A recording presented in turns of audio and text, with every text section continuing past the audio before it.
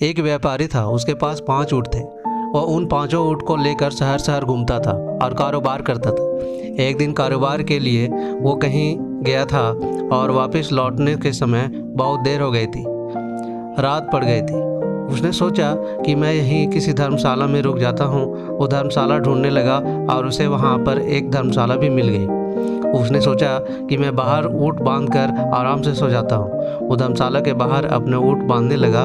4 ऊँटों को उसने बांध लिया, लेकिन जब वो 5वां ऊँट बांधने लगा तब उसने देखा कि रस्सी अब खत्म हो गई है। तभी वहाँ से एक तपस्वी निकल रहे थे। उन्होंने व्यापारी को परेशान देखकर उससे पूछा कि आपको क्या परेशानी है। उस व्यापारी ने कहा, मुझे धर्मशाला के अंदर जाकर आराम करना है, लेकिन इस 5वें ऊँट को बांधने के लिए मेरे पास रस्सी नहीं है। उस तपस्वी ने जब व्यापारी की समस्या सुनी तब वो हंसने लगे और कहा कि जैसे आपने इन 4 ऊँटों को बांधा है वैसे ही अपने 5वें ऊँट को भी बांध दो। तपस्वी की बात सुनकर व्यापारी हैरान के साथ बोला, लेकिन रस्सी ही तो खत्म हो गई है।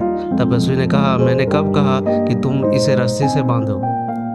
तुम इस 5वें ऊँट को कल्पना की रस्सी से भी बांध सकते हो। व्यापारी ने उस तपस्वी की बात मान ली और उस 5वें ऊँट के गले में काल्पनिक रस्सी का फंदा डालने जैसा नाटक किया और उसका दूसरा सिरा पेड़ के नीचे बांध दिया। जैसे ही व्यापारी ने इसे नाटक किया, वो 5वां ऊँट आराम से बैठ गया। व्यापारी अब धर्मशाला के अंदर चला गया और उसने पूरी रात आराम से नींद ली।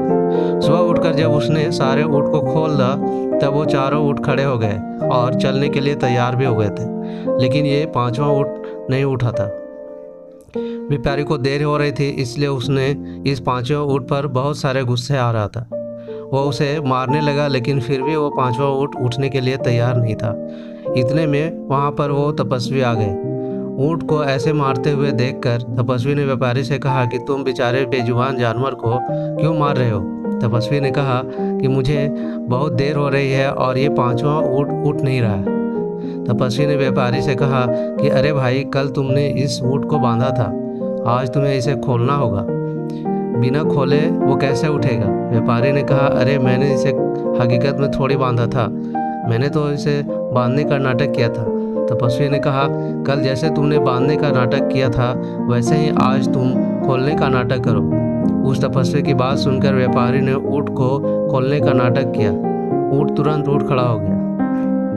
मोरल: कहीं लोग परंपराओं की रस्सी से बंधे रहते हैं और सही गलत का अंतर भी भूल जाते हैं। तो ये थी आज की कहानी। अगर आपको हमारी story short story with moral इन हिंदी काल्पनिक रस्सी अच्छी लगी हो तो अपने दोस्तों के साथ शेयर कीजिए और कमेंट में ज़रूर बताइए कि कैसी लगी हमारी स्टोरी। तो ऐसे ही कहानी के साथ मिलते हैं एक नई कहानी के साथ। तब तक के लिए धन्यवाद।